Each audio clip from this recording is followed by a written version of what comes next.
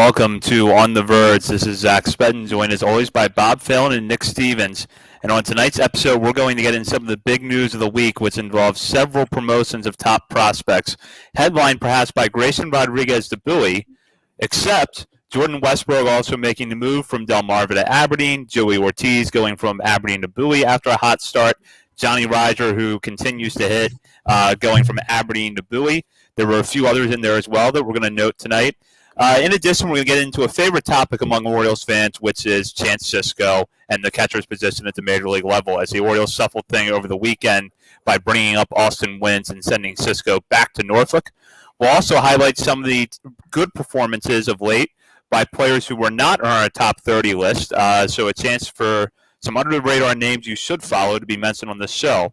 But first, On the Verge is brought to you courtesy of Mercer Floor and Home Carpet One. Mercer is a third-generation family business that was established in 1959 and is located on Main Street in beautiful historic downtown Westminster, Maryland. For all of your flooring needs, think Mercer. So the big promotion of the weekend was Grayson Rodriguez going from Aberdeen to Bowie after a very impressive start at the high A level. As we're recording this episode on Wednesday night, Rodriguez is making his Double-A debut against the Hartford Yard Goats, the Double-A affiliate of the Rockies. So we'll probably have some live updates there once Rodriguez is finished. But so far, Rodriguez, as usual, hitting the high 90s, striking a lot of batters out in his Double-A debut.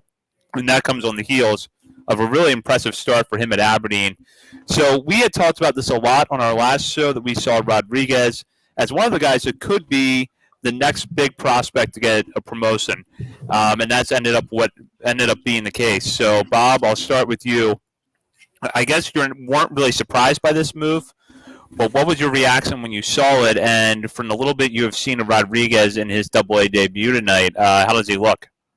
Well, certainly not surprising, but still exciting nonetheless, just to make it official. And he earned his way. I mean, he dominated high A ball, so it was only a matter of time. And Mike Elias did the right thing, made the move, and he looks pretty great. I mean, I don't know if he's a little jittery for first started to Double-A level and that much closer to the majors, but he just looks like he throws the ball so easy, and it comes out 98 to 100 miles an hour pretty consistently.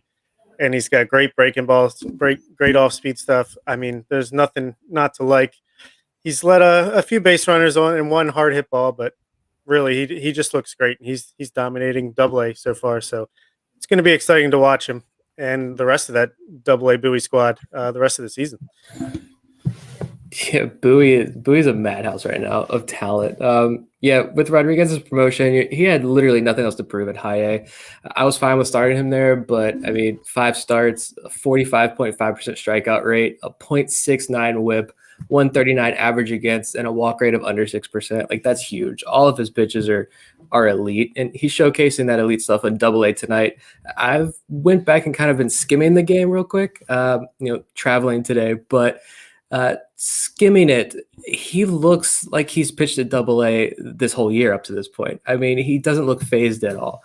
I don't think it. I mentioned in last week's podcast that I was hoping DL Hall stayed in Double-A. I figured Adley Rutschman would stay for sure after all these promotions, but I was hoping DL Hall would stay because I wanted to see Grayson Rodriguez, DL Hall, and Adley Rutschman all in a Bowie uniform together. They can feed off one another. The other guys on this roster can feed off one another. They have Justin Ramsey, the pitching coach there, guiding the way. This whole Bowie roster and lineup with these 3 guys leading the way is like a massive cultural shift happening down in the farm system with the Baltimore Orioles, and they're winning. They're winning with personality and style and ease down there in the minor leagues, and it's so much fun to watch. Yeah, Nick, you mentioned that they're 18-5 as of Wednesday night when we're recording this episode, and they're in the lead right now over Hartford, who has gotten off to a sluggish start this year. So by the time this show ends, they might be 19-5 or within a few outs of being 19-5, which is really an impressive start to the season for them. Going back to Rodriguez, I did see his last outing at high A, which was against the Brooklyn Cyclones in Brooklyn. And it wasn't just impressive that he was hitting the high 90s with his fastball with no effort, and he's doing it late in his outing, but the movement on his off-speed pitches that night looks like something, and I think it was Nick who said this, looks like something out of a video game. And if he does that as consistently as he has so far to start the year, he's going to move through Double A pretty easily, I think. Yeah, all his pitches are major league quality from the looks of it. And yeah, the only question is the command. I think that's the only thing he's really got to work on is refining that command and putting the ball where he wants it when he wants it. But other than that, I mean, I feel like honestly, you could put this guy in the Orioles rotation right now, and he's the second best starter. So that's just Yeah. facts. Sorry, Birdland. No, that's good though. And this is a guy that I think now that he's in Double A and having a good first start like this, like even if Hartford's not that great this year, it's a road start at Double A. And we mentioned, and I was curious because you always hear like that jump from High A to Double A is the biggest jump in the minor leagues. And we had Spencer Watkins on, and he kind of agreed with that as well. As he made that jump himself, but to see him kind of settle in pretty nicely and throw really well in this start today. Is huge. I think this is a guy that Orioles fans can really sit back and put a lot of trust into. And you see all the guys, national level, prospect guys and girls from across the country right now watching this start in Bowie right now. Rodriguez has gotten a lot of hype up to this point for sure, but I think now that he's in Double A facing good competition, that hype is just going to go through the roof. And you're going to see a lot more of that conversation of, is Grayson Rodriguez the best pitching prospect in all of baseball? Could be the number one topic among like the minor league ranks right now.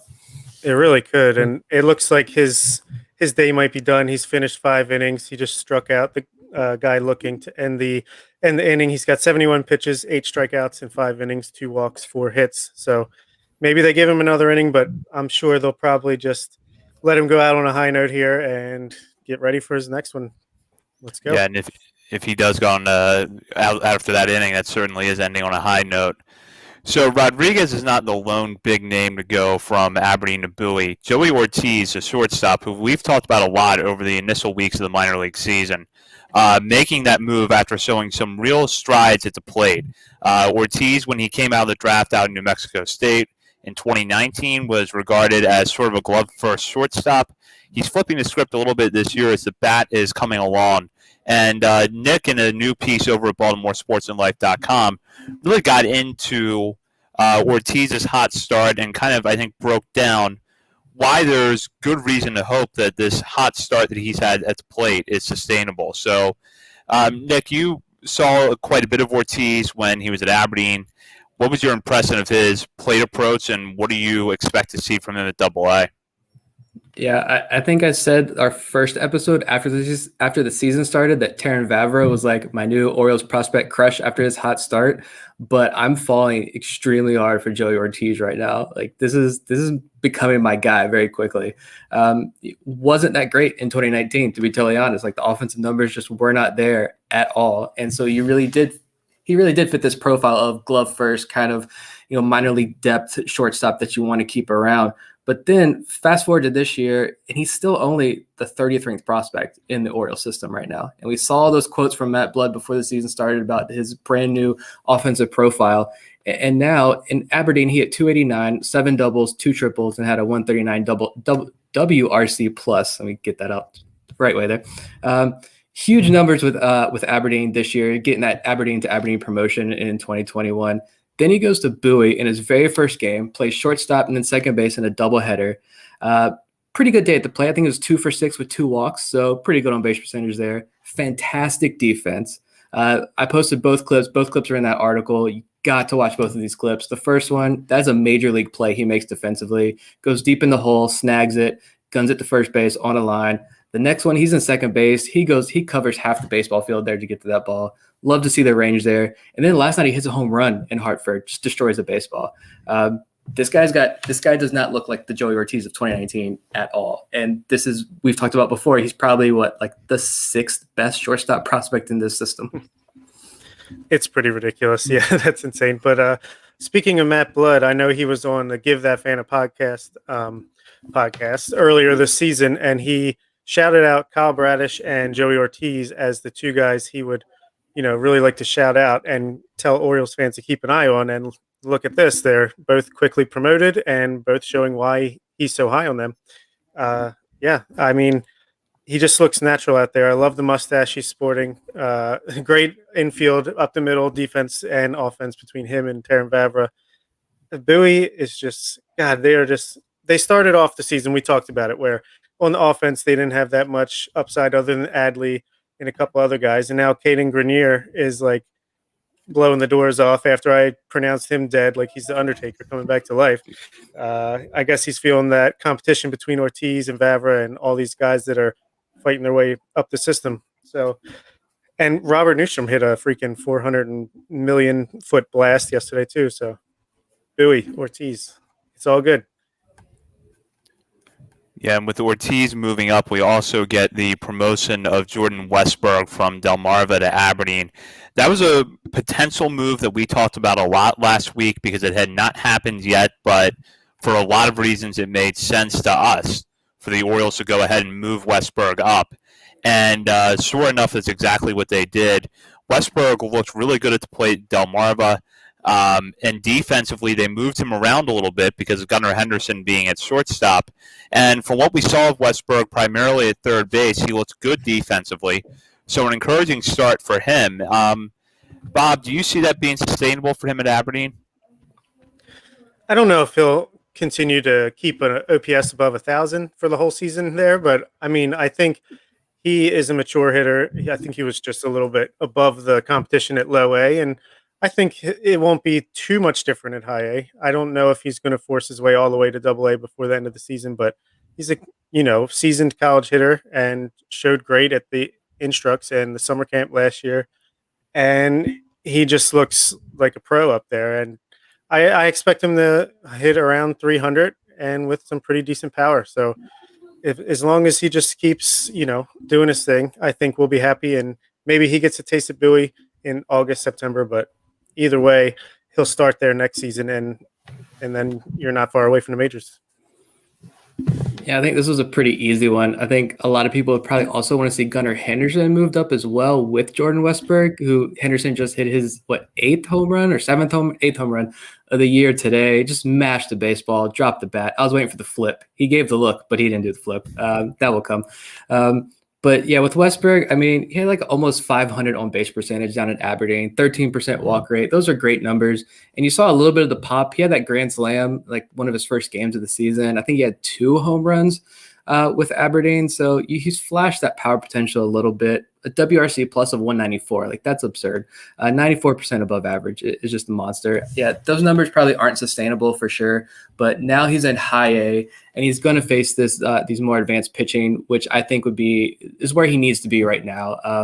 I was fine with him starting in Delmarva as well because he hadn't played in almost 2 years, but I do think that if he plays if he's a 280 hitter, shows a little bit of pop and the defense continues to improve, I don't see why he can't end the season in Bowie.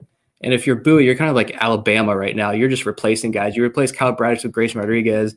You might lose Terran Vavra, but you're going to replace him with Jordan Westberg. I mean, and with Westberg, for me, he was the 2020 draft pick that I had the most questions about and the most concern about because you always heard like he can do A and B really well, but we haven't really seen it yet. So we don't know if he can do that or not. And he's showing a lot of that right now, early on in his career. Yeah, the raw power was one of the big questions I think a lot of evaluators had about Westberg was, you saw glimpses of it, but it didn't necessarily come across in his college stats at Mississippi State.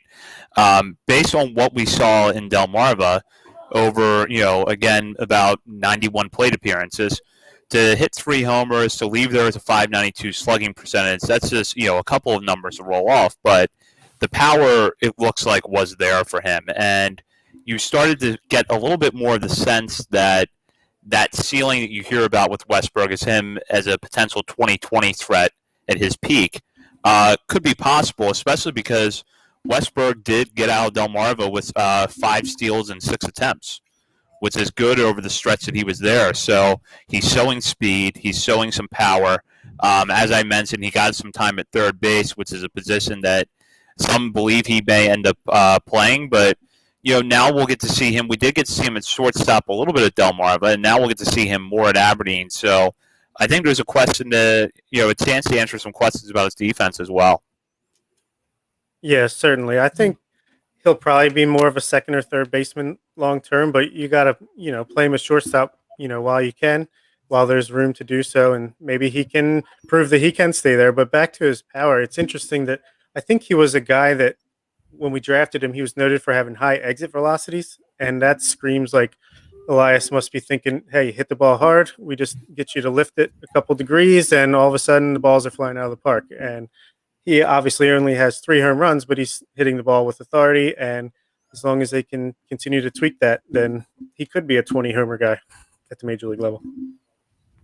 I mean, he had 5 doubles and a triple as well. So, I mean, he's finding the gaps down there when he was with Delmarva. And I think kind of forecasting out, I could definitely see him moving over to second base, which would be huge. Like if you have, we haven't seen Kobe Mayo yet, but I go back to like that infield that I'm dreaming of right now is Jordan Westburg at second base, Gunnar Henderson at shortstop, Kobe Mayo at third base for the Baltimore Orioles in 4 years or something like that. I could see that. No doubt. And Westbrook's starting to answer those questions. Gunnar Henderson's starting to answer those questions. Like, it's so hard not to get extremely excited right now watching these kids down in the minor league system. Like I said last night on our Twitter page that I have not enjoyed baseball this much probably ever in my life, to be totally honest. And it's watching these minor league teams right now in the Orioles system. And the GCL hasn't even started where all these young high upside guys and international guys are going to get started. So, yeah, it's all excitement. We saw these guys get promoted from Delmarva, and what do you know? There's T.T. Bowens and Greg Cullen show up and taking huge hacks and look like they could be players. So it's like a constant stream right now. And Elias still hasn't really got his teeth sunk into the system fully yet. Just wait till it's top to bottom, his guys. That's going to be great. Rodriguez, Ortiz, and Westberg probably are the biggest names to be promoted since we were last on the air last week, but there were a few others we wanted to note as well, including J.D. Mundy going from Delmarva to Aberdeen, Johnny Reiser going from Aberdeen to Bowie. And Reiser, as I mentioned at the top of the show, since he was drafted in 2019, he has just hit at every level, showed some decent defense in the outfield. And Blaine Knight making the move from Aberdeen to Bowie, and perhaps for now quieting a lot of the concerns that I think many, including ourselves, had about him coming into this year after kind of an up and down 2019.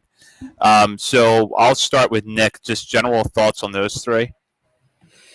Yeah, Mundy is definitely interesting right now for sure. He hit a home run in his high A debut yesterday. He's really outperformed expectations. I think I figured by now he'd probably have like a 40% strikeout rate, hitting like 215 in Delmarva. But he hit 324 with more walks and strikeouts and 10 extra base hits. So I don't know how high his ceiling is, but for right now, he's a lot of fun to watch. And he's part of this huge 2020 undrafted free agent class. It's just playing extremely well right now. Blaine Knight, yeah, I mean, fantastic numbers. Almost 18 innings, 1 walk when he was with Aberdeen in high A, 16 strikeouts. He looked awful in Frederick. I had pretty much written him off. He was a group of guys, a small group of guys that I had completely written off right now. And there's another guy that we may talk about later on that I'm starting to be a little bit intrigued by again. Another guy who was in Frederick back in 2019, but that's great to see Blaine Knight. If he can come out and be something, that's special. And Johnny Reiser, yeah, I mean, this is a guy I've said before, he's a high floor guy, and all he's done is hit since he's been in the system. He's got a 309 career batting average in 79 minor league games with the Orioles right now. Good, solid depth piece. This is a guy you want to pluck from. I mentioned Robert Newstrom a couple weeks ago. If you can pluck from Robert Newstrom, who can hit almost 500-foot home runs outside of stadiums, and guys like Johnny Reiser, those are good depth pieces you want to have in AAA. And so if something does happen, you're not bringing up a Mason Williams or something again in the future when this team's ready to compete at the major league level. Yeah, I'll start with Reiser. I mean, he went 3 for 5, and he had another hit tonight so far in his AA debut this week. So that's great. And I think Hudson Haskin will soon be in Aberdeen to take his place because he hit another home run tonight as well. He's killing the ball in single A, low A. Blaine Knight, I talked about him a lot last week on my scouting trip to Aberdeen. He's not listed as a starter this week for Bowie. Either is Kevin Smith. So that tells me maybe Kevin Smith will be soon promoted to AAA at some point this week or next week. And Blaine Knight, if you got him piggybacking someone coming out of the bullpen, that's pretty solid as well. And J.D. Mundy, yeah, I mean, just a big boy can hit. I mean, we'll see how long he can keep it going. It's good. Him and I think Dashback's been playing a lot better this week since Mundy got the call. So if that's the in what he needed to get going, then all the power to it. Yeah, I think the one that continues to stand out for me is Riser because, Nick mentioned 309 career hitter since he was drafted back in 2019, 846 career OPS. The bat looks really good, and when you have when you're an outfielder that can move around the outfield the way that Riser does, and you have a good stroke from the left side, I think you got, you have the potential to be a pretty high floor player at the higher levels of the system. I do want to see him in center field a little bit more because we hear a lot about his speed. Zach Watson got the bulk of the starts early on in center field at Aberdeen, which makes sense. I understand why you want to run Watson out there, but I would like to see Riser get a little bit more time in center field because based on what you hear about his speed, while it's not up to the level of say an Adam Hall, it's pretty good, and I think center field would be a good way for him to showcase that. Yeah, I like that. You're seeing a lot of guys in the system. The Orioles put them in center field right now. Even your guys like your Adam Halls, and they tried Richie Martin. Unfortunately, it killed Richie Martin. But you're trying it with these other guys. Another guy we'll talk about later on as well too. But with going, yeah, I want to go back to Kevin Smith though for a second, real quick. Do you guys know, are there like COVID protocols to go from AA to AAA? Because AAA is in that like MLB bubble. Because I don't understand why you would take Kevin Smith out of Bowie's rotation when he had a 1.06 ERA through 17 innings and 22 strikeouts and was pitching as well as he is. That makes me wonder if maybe he's going through COVID protocols right now and he will be promoted to AAA. I don't know. Blaine Knight, I can see piggybacking, work him 2-3 innings right now to warm into it. But the Kevin Smith one, I'm raising my eyebrows a little bit there. He's actually pitching right now for Bowie behind Grayson Rodriguez. So I don't know if maybe that's just like we'll piggyback him now to set him up to be in Norfolk's rotation next week or something like that, or they just have too many good pitchers at Bowie, and that's probably maybe they'll take turns who starts, who relieves. I don't know, but I thought the same thing too before I just checked and saw that. So it was a good point, and I still don't know the answer. Yeah, I do see that now. Oh well, there goes that dream. Soon enough. Very soon. So J.D. Mundy and Kevin Smith are two of the names that appear in Bob's latest Down on the Farm piece, his weekly look at the minor leagues. In addition, Adley Rutzman is in there in the on fire category, while in the ice cold, Terran Vavra, Jordan Cannon, and Isaac Matson make the list after sluggish weeks. Bob, anything you want to share about that piece? Yeah, I had fun putting it together. It came out a day late because of the holiday, but Rutschman, of course, he's 0 for 8 since I put him on the on fire list. So he'll be back on ice cold next week, back where he belongs. No, I'm sure he's fine. He's still taking good at bats. Isaac Matson is really weird to me because he's just getting lit up like he's Matt Harvey or something because he has given up, I think it's like 13 hits or maybe 9 hits. He's given up a lot of hits. Let's just say that in a short amount of time on the season, and I really hope he can turn it around because I know we were high on him all last year and continue to be, but it just hasn't happened yet. Cannon, yeah, not much to say there. I think he'll be in Delmarva all season as far as I can tell, unless they do like a whole catcher transition at some point. And Terran Vavra seems like he's back doing Terran Vavra things because he's got a couple hits today, he had a couple hits yesterday, so nothing to worry about there. Yeah. Matson is weird because he actually, like, everything looks good to me. Like, I'm no scout or anything, but he looks good out there on the mound. He's this big bodied guy who looks like, and he's throwing upper 90s. I mean, 97, I think 98 miles an hour. Norfolk was in Charlotte. He got to pitch, and I think they have a radar gun. They're one of the good broadcasts that gives us the good information. And this guy is throwing hard, and he looks like everything looks like it's going well, but he's just not getting the results. So yeah, I don't know what's going on with there. I thought maybe doing the up and down between Norfolk and Baltimore might have hurt him, but he's been in Norfolk for a while now, and it's not getting better, which is unfortunate. It's still 100 games left in the season. But Jordan Cannon, we talked about. I think Bob, you're the one that made the note about his arm last week.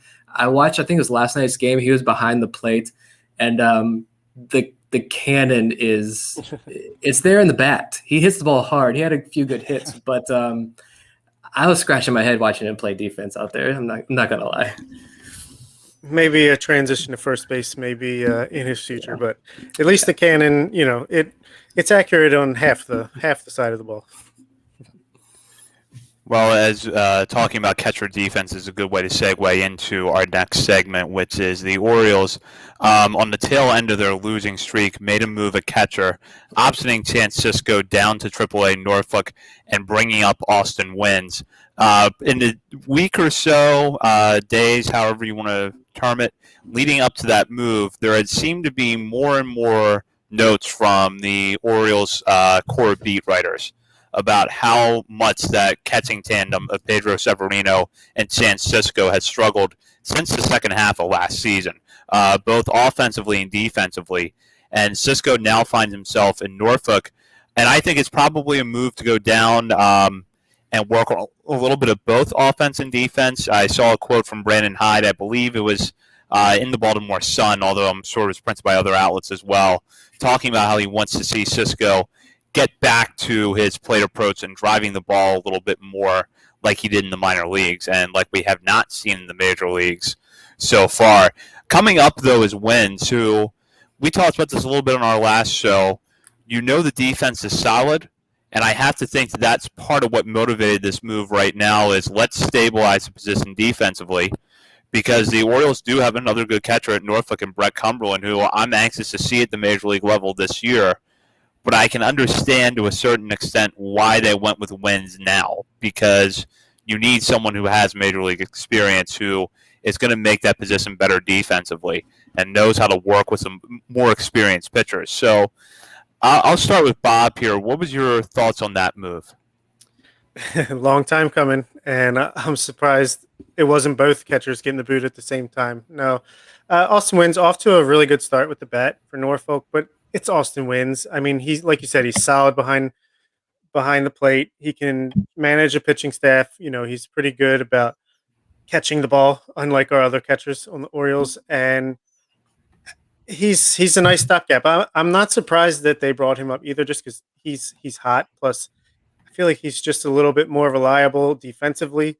Cumberland not going to give you much better than Severino or Sisco behind the plate, but I do like his upside with the bat. I do think we'll see him at some point this season. But also Wynns is a guy who Severino is probably still going to see the majority of the starts behind the plate. So you want to give Cumberland as many at-bats as possible at AAA. Don't need to block him just yet, limit his at-bats. So I completely understand the move. I'm glad it happened, and hopefully it's motivation for Severino. He can get going and get traded, and then Cumberland can come up as well. Yeah, I don't really care that Wynns is up, to be honest. I wish him well. He just doesn't excite me. But I do get why you want to bring him up, because he's been in the system for like 17 years. So he knows these guys. And he does have that reputation. I don't think you're going to keep him around as your AAA guy, your AA guy, your emergency catcher if you didn't really like what he brought to the table, even if it's not the offensive statistics. His off the field stuff is probably what you want to see there. So that's good that he's up working with these guys. I honestly would much rather see Brett Cumberland. He has an on-base percentage of close to 400 right now in Norfolk. I am scared about how much he can hit at the major league level. Like, how high are those strikeout numbers going to be, and how high is he really going to hit? But I think he can give you, if you give him full-time duties or a good chunk of duties at the major league level, I think he's going to give you some really fun stretches of offensive play. Defense, we'll see, but I really do hate being negative, because I know that I couldn't strike out Chance Sisco if I had 1,000 chances, and I'm not putting on catching gear and crouching behind the plate and trying to catch anybody. So credit to Chance Sisco there, but if you are a regular listener to the show, you know that Chance Sisco and Pat Valleca really set me off just saying those names. And when I saw this, I got angry a little bit that he was going down to Norfolk, but that's fine. He's a veteran guy. But I wanted to talk about this. I created a power ranking of the catchers down in Norfolk. If anyone is interested, we have, after all the shakeup, there's a lot of shakeup. So we have Brett Cumberland at #1. That's your top option. You got Taylor Davis. He's actually been hitting the ball extremely well for Norfolk. Works the camera pretty well, so bonus points there. 3, I've got Nick Schufo with his broken hand or finger, whatever he has broken. He's #3 I would put in. 4 is Ryland Bannon with his strained oblique. He's 4 on the power rankings for just catcher in Norfolk. 5, I got Riptide, the mascot. And if you've seen Riptide, he's got a pretty thick lower half. So, he's not going to move very well, but he's a big guy, so he's there. 6 is Trident, the other mascot after the rebrand they did in Norfolk. I think he's a seahorse, so he's got a little quickness to him back there. And then 7.5 Chance Cisco. So if anybody was interested in that, there you go. I saw the Ryland Bannon coming. I love it. I didn't see the mascots coming. That's pretty good. I got the sense that something was coming up, like maybe Mike Piazza's rehab appearance, whatever year that was. But Mike Piazza now, yeah. But the mascots, I did not see them coming that far up on the power ranking ahead of San Francisco. But I do want to talk about Cumberland for a minute, though, because we've discussed him quite a bit on this show. I think the profile of the bat has always been that the power maybe has not come along quite the way that many had hoped when he was originally drafted by the Braves out of Cal, I believe. But he gets on base. He knows how to work the count. He knows how to draw walks. And even if he's not really hitting for home run power, you can look at some of his swings, whether it was in spring training this year or some highlights from Norfolk, and he really can drive the ball. And as a left-handed hitter, can take the ball the other way sometimes. Yeah, certainly. I mean, he's everything you want in a offensive-minded backup catcher / DH, and I don't see the harm in giving him a chance sometime soon.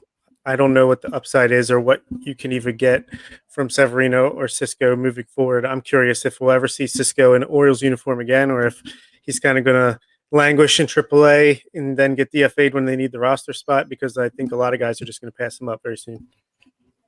Yeah, and he's a switch hitter. Cumberland's a switch hitter, guys, so that helps as well. The on-base numbers, 377 career on-base percentage of the minor leagues. I think that's huge. I think the bat can come around. It seemed like he did a lot of work over quarantine and the break to get better there. I saw a lot of comments there. And I think it was John Mioli who got a camp report out of him that said the Orioles liked his offensive profile and the changes that he was making. So, yeah, I don't see any harm in bringing him up either, except maybe you do want to see him get on a real hot stretch like wins.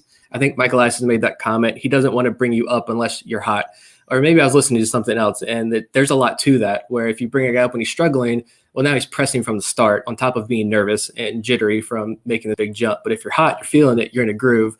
So maybe you bring up Cumberland then. But, yeah, I mean, there's just so much – there's good catching depth down the minor leagues that I think you can easily replace him. Even if you go down to Bowie, and a guy like Chris Hudgens – honestly, he's been playing pretty well. He's not getting a lot of base hits, but he walks a lot as well. And defensively, you can start to see some of the Adley Rutschman mannerisms that he has behind the plate, getting up, greeting guys at the pitcher's mound after each inning. He's been a pretty good defensive catcher as well, and a guy that I don't think you mind at all. He's a minor league phase Rule 5 pick this year. He's the guy that I don't think you mind at all putting in AAA and working with some of these pitchers as they move up the system either. So bring up Cumberland. There's no harm in it.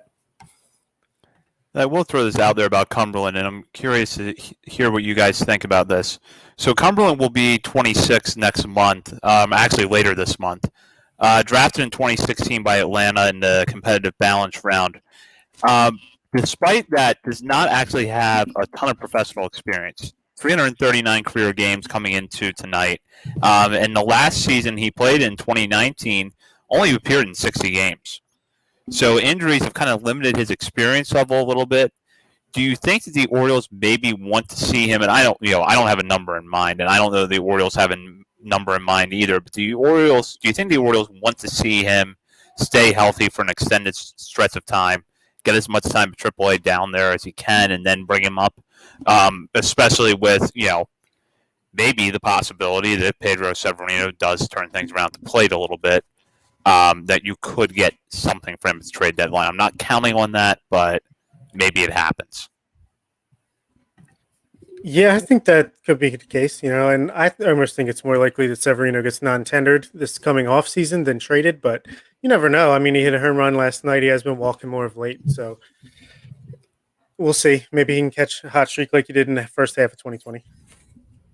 Yeah, and I guess I just said there is no harm in bringing him up, but I guess the one hesitation I would have is that you can bring up like Ryan McKenna can go up and down. I mean, center field is largely center field minus a few adjustments park to park. But, with a catcher, you got to work with this entire staff and you got to get to know guys and their intricacies and all their pitches. And then you got to start scouting the opponents. So maybe if you bring up Brett Cumberland and he really struggles, you don't want to have to send him right back down to AAA.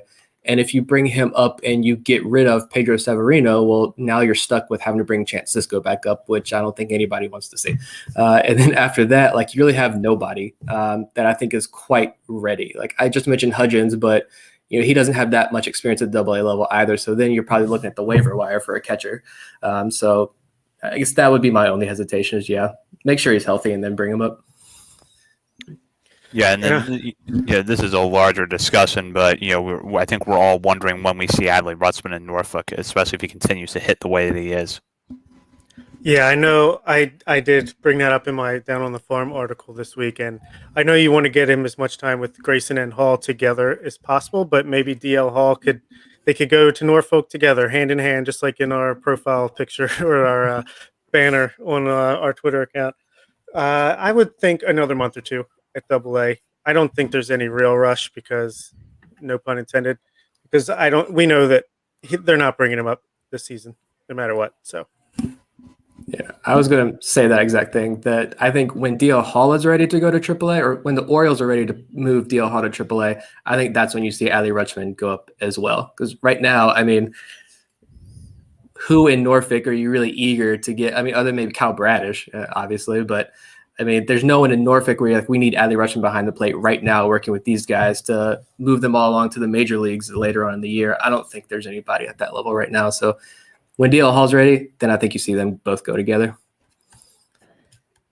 That would certainly be interesting to see if we see Rutschman and Hall make that move to AAA. If not simultaneously, then perhaps within a few days or a week of each other. Something to keep an eye on for later this summer, especially if they continue to produce the way they have at Bowie. Each week now on The Verge, we try to get into a discussion about a player who's outside the top 30 prospect list that we published back in January, and we'll update sometime in July or August, and talk a little bit about their performance, whether it's been the last week or so, what has stood out to us, or maybe it's just an individual game. We started this segment for the first time last week, and now it's a real thing because it's back for the second week in a row. And I'll get us started here with a note on Cameron Bishop. On Tuesday night, Bishop pitched at Hartford and was pretty much dominant. 5 innings, 2 hits, no runs, no walks, and a season-high 12 strikeouts.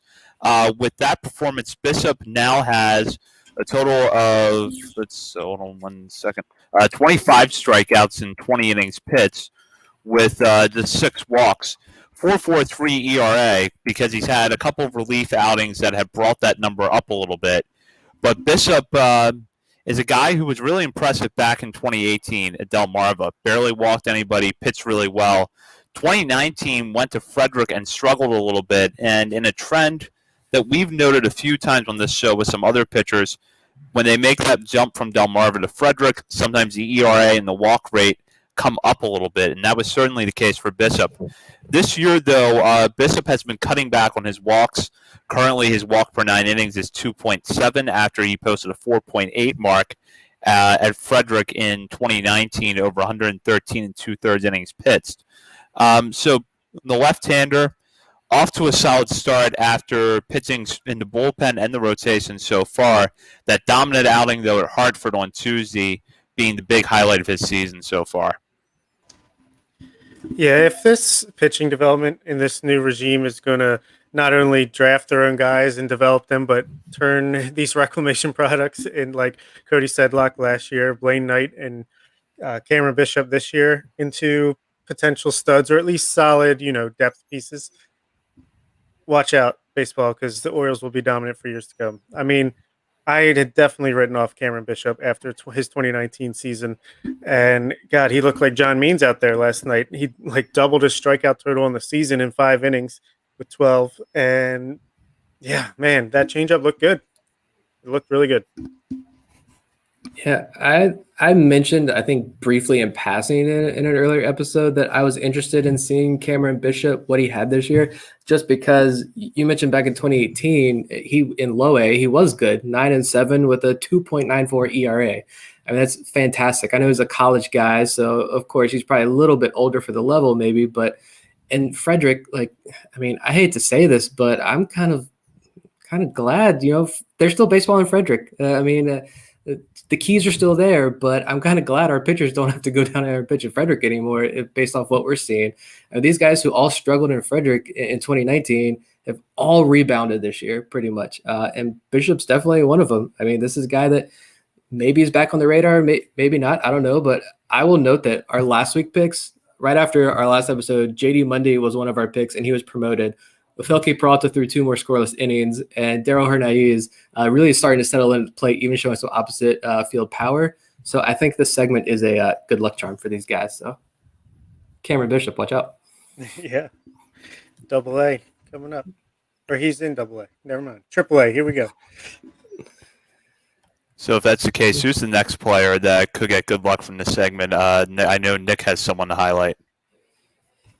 Yeah, this is the type of guy that I actually had in mind when I pitched this idea. I'm going with Zach Jarrett, the Norfolk Tides, mostly because I want to talk about somebody on Norfolk right now because they're playing bad, whatever, and they're getting crushed tonight again. They play so well, win a couple games in a row, and then they just get annihilated. But Wander Franco couldn't beat the Norfolk Tides all by himself last night. But Zach Jarrett, just a guy who's really quietly at every level has done his job, puts his head down and done his job pretty well. Career 267 hitter, and so far in Norfolk, he's 10 for 31, so a 323 batting average with a home run and a double.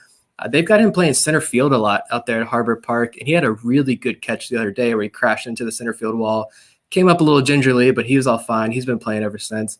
So I just think he deserves a shout out. Him and Willie Yan are teaming up in this Norfolk outfield and surprisingly playing really well. So it's cool to see. Old Dale Jarrett's son out there, NASCAR guy turned baseball. It's working for him so far. Yeah, it's cool to see. Norfolk's roster is just ravaged by injuries and promotions and whatever else is going on, especially to the higher profile guys. So it's definitely cool to see even JC Encarnacion, who's played for every single minor league team this year in the Orioles system. It's cool to see those guys get a chance, and Jarrett is running with it so far. I mean, he's hitting the ball good, even if it doesn't last or he eventually moves back down to Bowie. It's still a cool moment for him, and it's definitely cool to see. Yeah, Norfolk has been. I think they're really struggling, but their roster has been hit hard by injuries and then players having to shuffle back and forth between AAA and the majors. That you have a guy like Jarrett who can come up in a pinch and step in and play as well as he has is impressive. And I know that he's not in that conversation of the top outfield prospects.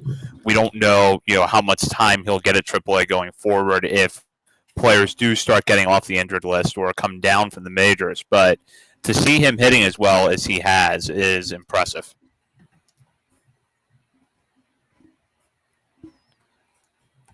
So I know now that Bob has someone he wants to profile.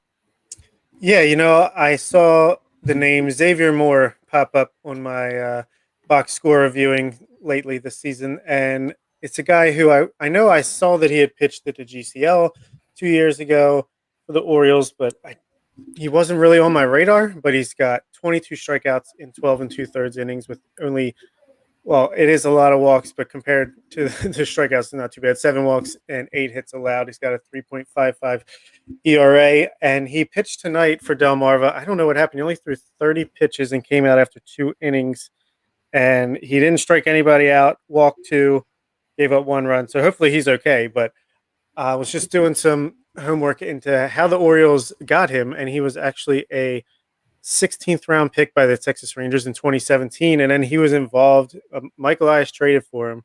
The Twins, on the same day, the Twins traded for him, and then the Orioles traded for him as well for cash considerations. And I mean, it seems like he's a guy with some potential. He's striking guys out. He has gotten ground balls to a decent amount in the past. It's kind of even so far this year, but I don't know. Just a guy who is pitching well for Single A Delmarva, and just the way our pitching development has been improved under the Elias regime, it seems like they noticed something that they liked about him, and they're working with it. And he's 22 years old, so a tiny bit old for Delmarva, but hopefully he continues to work and gets to Aberdeen sometime this year.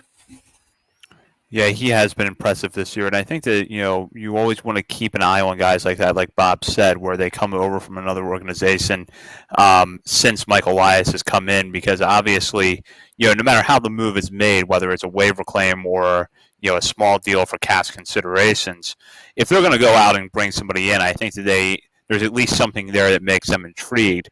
And with Moore, I go back to one of his better outings this year, which was on May 14th, 7 strikeouts and 4 scoreless innings against the Fredericksburg Nationals. Now, I know Fredericksburg is, we talked about Hartford early on. Fredericksburg's another team that has struggled this year, but the strikeout numbers with Moore have been really good. Hopefully, whatever happened tonight, he's okay and he'll be back on the mound soon, but if he can keep those strikeout numbers up, he's a guy that I think definitely warrants watching closely. Yeah. With Xavier Moore, the one thing, I think it was after that big performance that you just mentioned, but the one thing that I always go back to watching him this year is what Stephen Loftus said, our colleague at BaltimoreSportsAndLife.com, is that it doesn't matter what level you pitch at, even if you're pitching in the JUCO ranks and not even a top JUCO program. If you're striking guys out at the rate that Xavier Moore is striking guys out at, like that's a skill that's going to translate as you move up the system. So that's definitely a reason why. Just to keep an eye out if you're watching these guys, if you're watching Delmarva because you have your MILB TV package and you're not watching the Major League Baltimore Orioles because you don't want to be sad anymore. Xavier Moore is definitely a guy to keep an eye on. Yeah, so we look forward to continuing to discuss players like this each week with that segment, and we'll be back next week for our 46th episode. We're getting closer to that milestone number of 50, and I know the listeners have been a big part of that. Bob, Nick, and I have a few weeks to plan for what that episode might look like, and we'll have more details when it gets closer. But in the meantime, continue to check out BaltimoreSportsAndLife.com for the latest articles on the Orioles, Ravens, college sports, and more. There's also been some good soccer coverage on there lately. Hop on the message board, join the discussion, and continue to follow us on Twitter at BSL on the Verge. We'll be back with a new episode next week. For Bob Phelan and Nick Stevens, this is Zach Spedden. You've been listening to On